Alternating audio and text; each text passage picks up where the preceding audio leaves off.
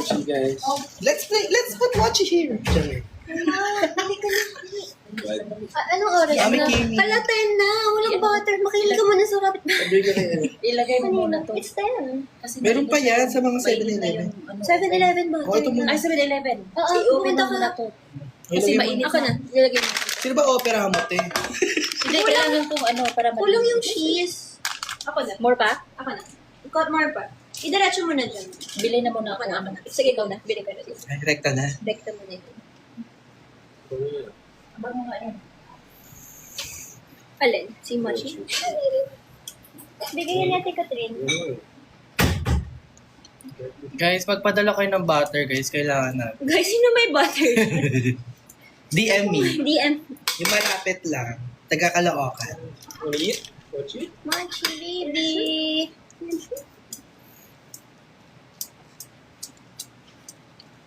She fan ba? Huh? Moment. She fan. Matapos siyang i-translate. Tingnan mo, te. Woman.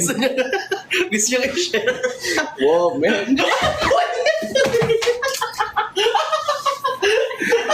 Hindi ba lang Google Translate? Kakasabi nga na namin, mali yung Google Translate. Buben, siya yung mic.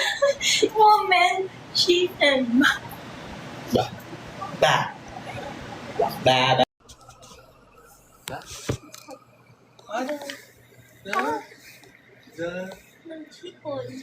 Nahilo kami, deserve. Hi guys! Welcome back to my channel! So ito na nga guys, sorry hindi ko kayo nakapag-update lalo sa mga Dasbeo fans dyan. Sobrang busy lang po ng tao. Pero ngayon nga ay nakakatuwa, nagiging public na talaga ang relasyon ni na Bianca at ni Dustin. Ngayon nga ay nagla-live si Echo or si Jericho, yung kanilang hairstylist ko, makeup artist na nasa bahay ni na Bianca. Yung parang mag-asawa ng tingnan itong si Dustin at si Bianca. Ipinagluto sila ni Chef Bianca ng buttered shrimp ata yun. At ang sweet talaga ni Bianca kay Dustin. Lang sa kanilang aso na si Mochi. So guys, napaka-happy ng mga Dasbea kasi nung hapon, binalita pa na parang may nangyari kay Dustin pero fake news yan. Live na live sila kagabi na nandoon sa bahay ni na Bianca.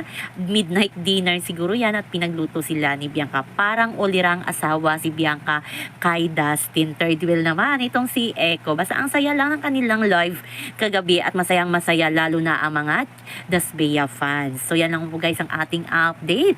Panoorin nyo ng paulit-ulit ang kanilang video, doon kayo mag-good vibes talaga na survive na talaga ni Dustin at Bianca ang bashing ng mga well-caded man na sila sa mga pinagsasabi ng kanilang mga basher. Bye-bye! Please like, share, subscribe.